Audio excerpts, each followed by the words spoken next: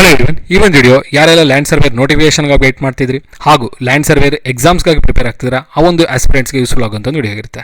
ಸ್ನೇಹಿತರೆ, ನಿಮ್ಮೆಲ್ಲರಿಗೂ ಗೊತ್ತಿರುವಂತೆ ಕಳೆದ ತಿಂಗಳು 10ನೇ ತಾರೀಕು ಲ್ಯಾಂಡ್ ಸರ್ವೇರಿನ ಒಂದು C&R ರೂಲ್ಸ್ನ ಬಿಟ್ಟಿರ್ತಾರೆ, ಅಬ್ಜೆಕ್ಷನ್ಸ್ನ ಕೇಳಿರ್ತಾರೆ. ಅದಾಗಿದ ನಂತರ ರಿವೈಸ್ಡ್ C&R ರೂಲ್ಸ್ನು ಅಪ್ಡೇಟ್ ಮಾಡಿರ್ತಾರೆ. ಸೊ C&R ರೂಲ್ಸ್ ಬಿಟ್ಟಿದ್ದ ಒಂದು 15-20 ದಿನದ ಆದ ನಂತರ ಅಫಿಷಿಯಲ್ ನೋಟಿಫಿಕೇಶನು ಈಗ ರಿಲೀಸ್ ಆಗಿರುತ್ತೆ. ಸೊ ಯಾರೆಲ್ಲ ಪ್ರೀವಿಯಸ್ ಆಗಿ ಅಪ್ಲೈ ಮಾಡಿದ್ರಿ ಅದರೊಳಗಡೆ ಕೆಲವರು ಇನ್ಎಲಿಜಿಬಲ್ ಆಗಿರ್ತಾರೆ. ಏನಕ್ಕಂದರೆ PUCನ ಇಲ್ಲಿ ಇನ್ಎಲಿಜಿಬಲ್ ಆಗಿರುತ್ತೆ. ಡಿಪ್ಲೊಮೊ, BE ಹಾಗೂ BSc ಅಲ್ಲಿ ಕೆಲವೊಂದು BScನಲ್ಲಿ ಕೆಲವೊಂದು ಸಬ್ ಬ್ರಾಂಚಸ್ನ ಮೆನ್ಷನ್ ಮಾಡಿದರೆ ಆ ಬ್ರಾಂಚಸಲ್ಲಿ BSc ನೀವು ಕಂಪ್ಲೀಟ್ ಮಾಡಿದರೆ BSc ಆಸ್ಪಿರೆಂಟ್ಸ್ನ ಅಪ್ಲೈ ಮಾಡ್ಬೋದು. ಹಾಗೂ ಡಿಪ್ಲೊಮೊ ಮತ್ತು BE ಕಂಪ್ಲೀಟ್ ಆಗಿರುವಂಥ ಆಸ್ಪಿರೆಂಟ್ಸ್ ಯಾವುದೇ ಬ್ರಾಂಚ್ ಇರಲಿ ಎಲ್ಲ ಡಿಪ್ಲೊಮಾ ಆಸ್ಪಿರೆಂಟ್ಸ್ ಹಾಗೂ ಎಲ್ಲ BE ಆಸ್ಪಿರೆಂಟ್ಸ್ಗೆ ಈ ಒಂದು ನೋಟಿಫಿಕೇಷನ್ಗೆ ಎಲಿಜಿಬಿಲಿಟಿನ ಕೊಟ್ಟಿರ್ತಾರೆ.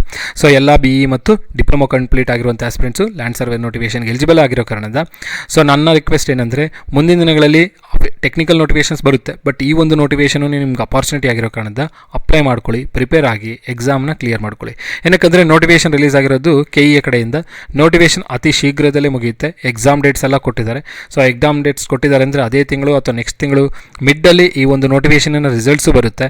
ಸೊ ರಿಸಲ್ಟ್ಸ್ ಬಂದಿದ್ದು ಒಂದು 3-4 ಮಂತ್ಸ್ ಒಳಗಡೆ ನೋಟಿಫಿಕೇಷನ್ ಎಂಡ್ ಆಗುತ್ತೆ.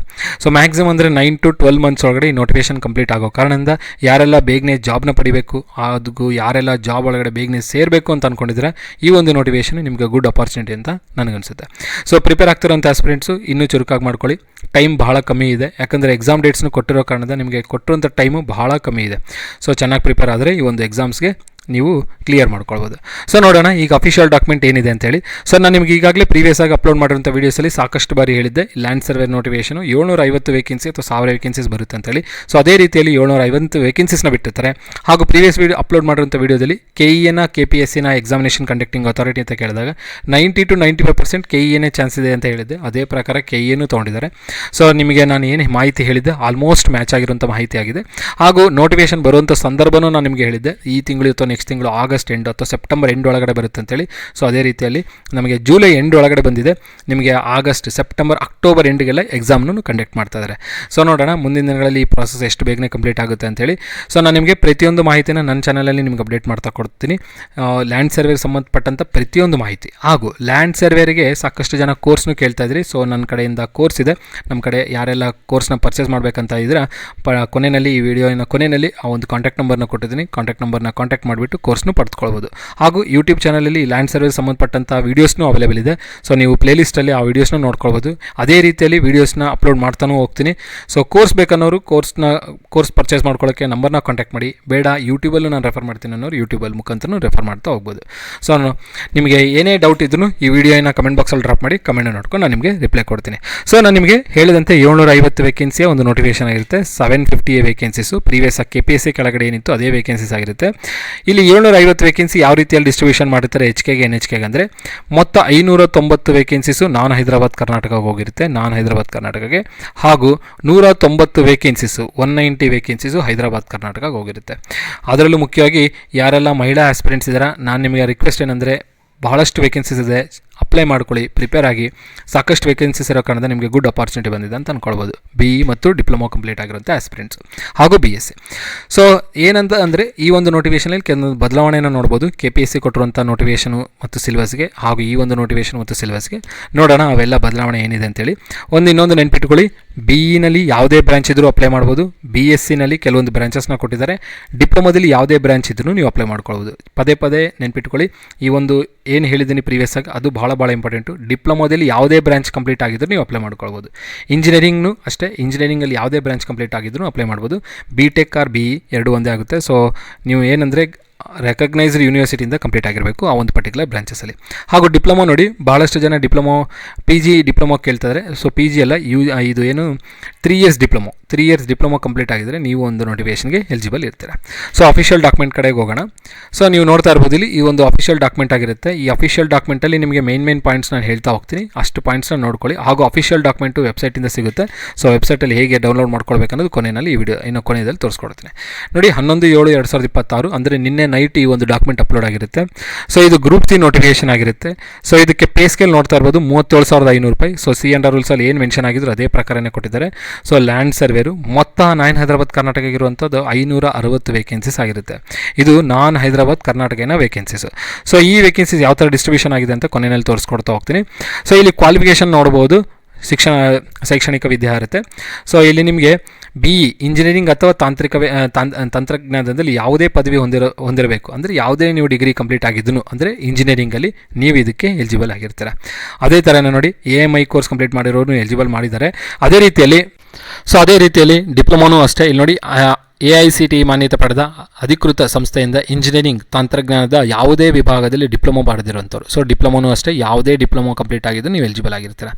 ನೆಕ್ಸ್ಟ್ ನೋಡಿ BSc ಕಂಪ್ಲೀಟ್ ಆಗಿರೋರು ಭಾಳ ಇಂಪಾರ್ಟೆಂಟ್. ಇಲ್ಲಿ BSc ಪಡೆದಂಥವ್ರು ಯಾವುದ್ಯಾವುದರಲ್ಲಿ ನೋಡಿ ಗಣಿತ ಮತ್ತು ಭೌತಶಾಸ್ತ್ರ ಅಂದರೆ BScನಲ್ಲಿ ನೀವು CBZ ಓದಿದ್ರೆ ಅಪ್ಲೈ ಮಾಡೋಕ್ಕಾಗಲ್ಲ. ಅದೇ PCM ಓದಿದ್ರೆ ನೀವು ಇದಕ್ಕೆ ಎಲಿಜಿಬಲ್ ಆಗಿರ್ತೀರ. PCMCS ಓದಿದ್ರೆ ಎಲಿಜಿಬಲ್ ಆಗಿರ್ತೀರ.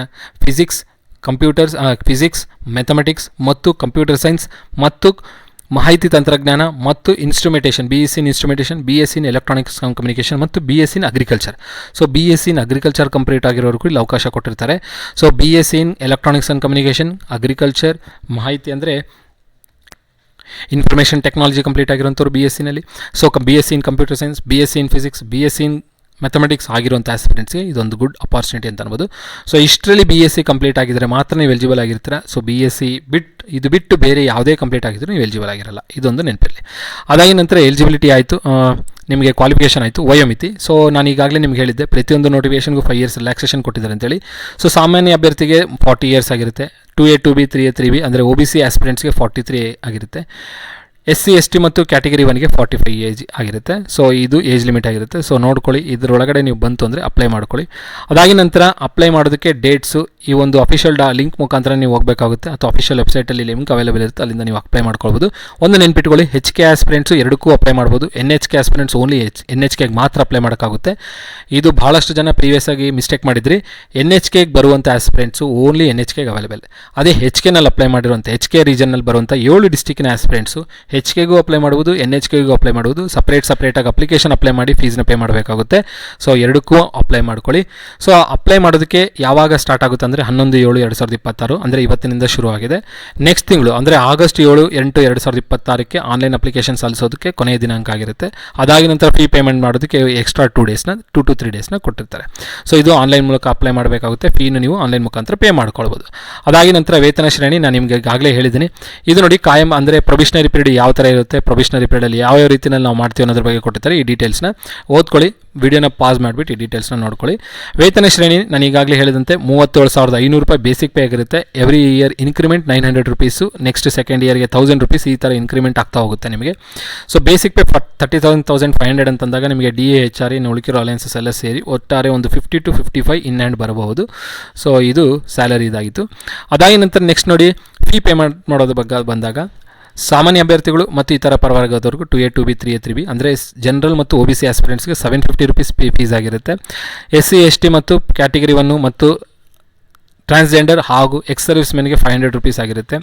ಮತ್ತು ಹ್ಯಾಂಡಿಕ್ಯಾಪ್ ಆಸ್ಪಿರೆಂಟ್ಸ್ಗೆ, ಫಿಸಿಕಲಿ ಚಾಲೆಂಜ್ಡ್ PH ಆಸ್ಪಿರೆಂಟ್ಸ್ಗೆ 250 ರೂಪೀಸ್ ಫೀಸ್ ಆಗಿರುತ್ತೆ. ಅದಾಗಿ ನಂತರ ಎಕ್ಸಾಮ್ ಡೇಟ್ಸ್ ವೆರಿ ಇಂಪಾರ್ಟೆಂಟ್. ಇದು ಬಹಳಷ್ಟು ಜನ ಆಸ್ಪಿರೆಂಟ್ಸ್ ಇದನ್ನು ಗಮನ ನೋಡಲೇಬೇಕು. ನೋಟಿಫಿಕೇಶನ್ ಬಂತು ಯಾವಾಗ 6 ತಿಂಗಳಿಗೆ ನಡೆಯುತ್ತೆ ಅನ್ನೋ ಒಂದು ಗಮನದಲ್ಲಿ ಇರಲಿಕ್ಕೆ ಹೋಗಬೇಡಿ. ಸೊ ನಿಮಗೆ ಡೇಟ್ಸ್ನ ಅನೌನ್ಸ್ ಮಾಡಿರ್ತಾರೆ ಅಕ್ಟೋಬರ್ ತಿಂಗಳು. ನೋಡಿ ಅಕ್ಟೋಬರ್ ತಿಂಗಳು ನೋಟಿಫಿಕೇಶನ್ ಬಂದಿರೋದು ಜುಲೈನಲ್ಲಿ, ಆಗಸ್ಟ್, ಸೆಪ್ಟೆಂಬರ್, ಅಕ್ಟೋಬರ್ ತಿಂಗಳು ಕೊಟ್ಟಿದ್ದಾರೆ.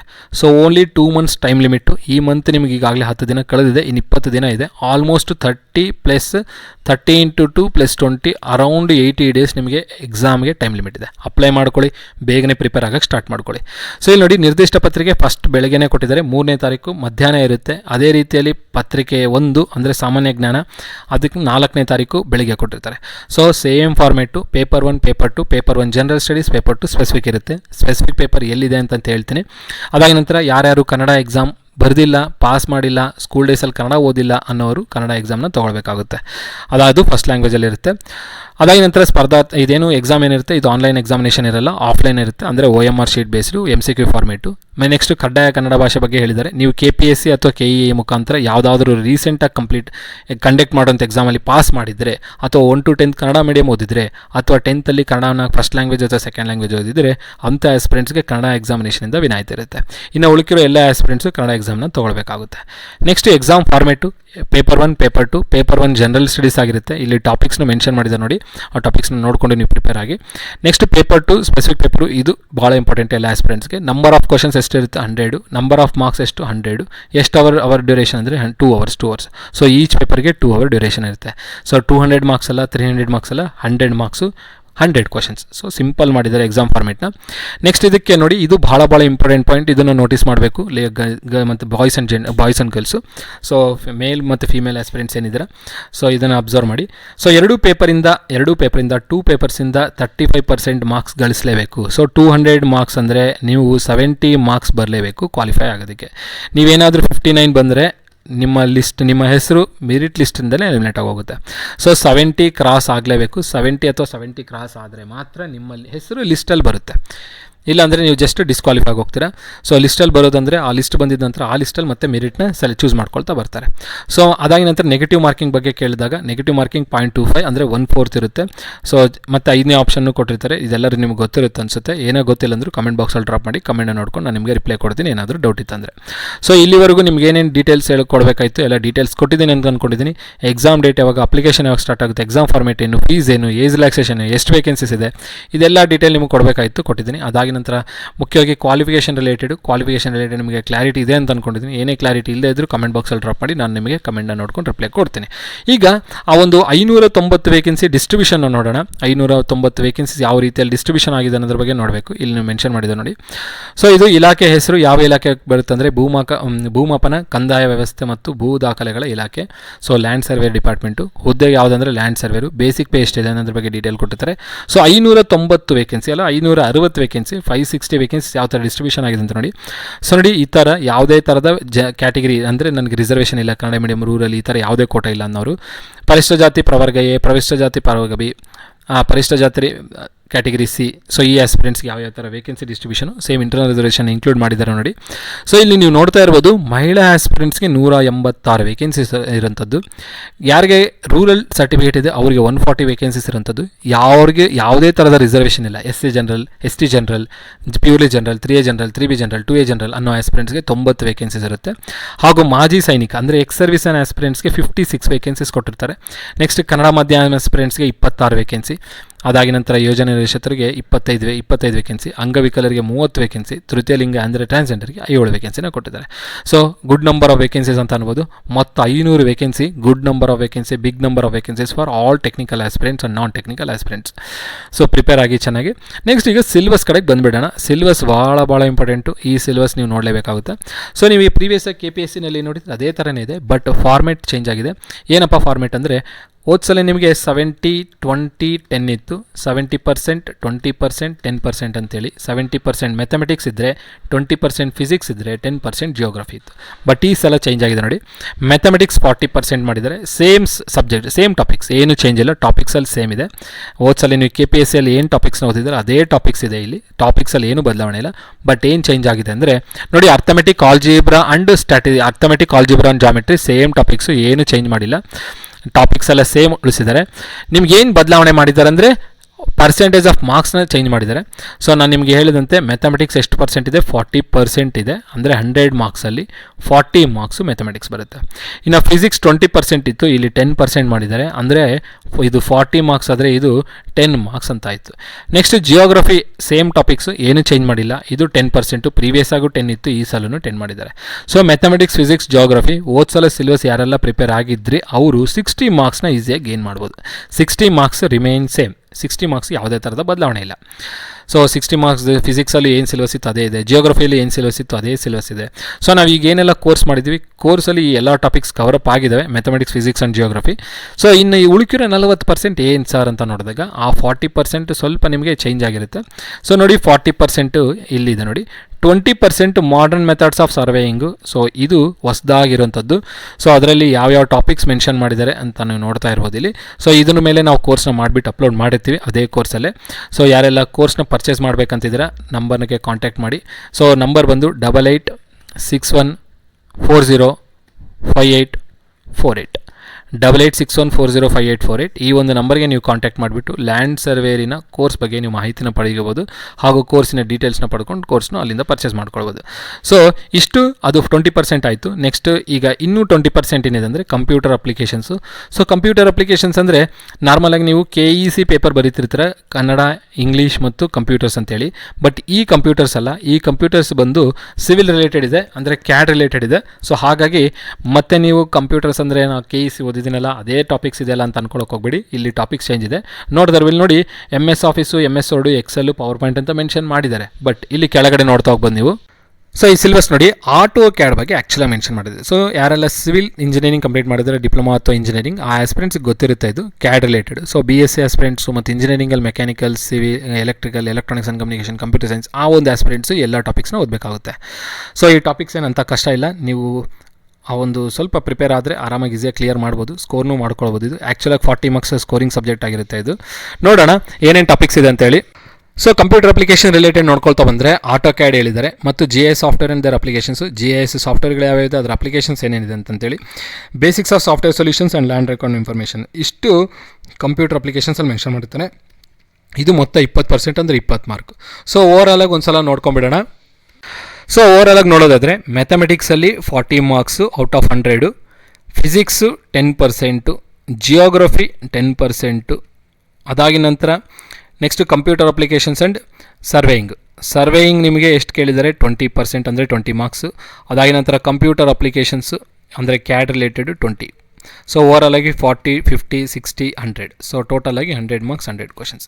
ಸೊ ನಿಮಗೆ ಇವೆರಡು ಹೊಸದಾಗಿರೋಂಥ ಸಬ್ಜೆಕ್ಟ್ಸ್. ಸೊ ಈ ಎರಡು ಹೊಸದಾಗಿರೋಂಥದ್ದನ್ನು ನಾವು ಕೋರ್ಸಲ್ಲಿ ಮಾಡಿಬಿಟ್ಟು ಅಪ್ಲೋಡ್ ಮಾಡ್ತೀವಿ.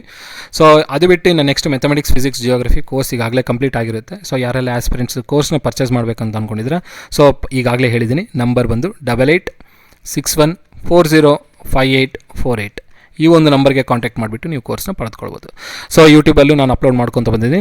ಸೊ ಯಾರೆಲ್ಲ ಈ ಒಂದು ವೀಡಿಯೋನ ನೋಡ್ತಾ ಇದ್ದಾರೆ ಚಾನಲ್ ಇನ್ನೂ ಸಬ್ಸ್ಕ್ರೈಬ್ ಮಾಡಿ. ಹಾಗೂ ಈ ವಿಡಿಯೋದಲ್ಲಿ ಕೊಟ್ಟಂಥ ಮಾಹಿತಿ ನಿಮಗೆ ಇನ್ಫಾರ್ಮೇಟಿವ್ ಅನಿಸ್ತು ಅಂದರೆ ವಿಡಿಯೋನ ಲೈಕ್ ಮಾಡಿ ಹಾಗೂ ನಿಮ್ಮ ಫ್ರೆಂಡ್ ಜೊತೆಗೆ ಶೇರ್ ಮಾಡಿ. ಸೊ ಇದೇ ರೀತಿಯಲ್ಲಿ ಲ್ಯಾಂಡ್ ಸರ್ವೆ ಸಂಬಂಧಪಟ್ಟಂಥ ಪ್ರತಿಯೊಂದು ಮಾಹಿತಿಯನ್ನು ನಾನು ನನ್ನ ಚಾನಲಲ್ಲಿ ಅಪ್ಡೇಟ್ ಮಾಡ್ತಾ ಹೋಗ್ತೀನಿ. ಸೊ ಇಷ್ಟೇ ಹೇಳ್ತಾ ವಿಡಿಯೋ ಎಂಡ್ ಮಾಡೋಣ. ಎಲ್ಲರಿಗೂ ಧನ್ಯವಾದಗಳು. Have A nice day.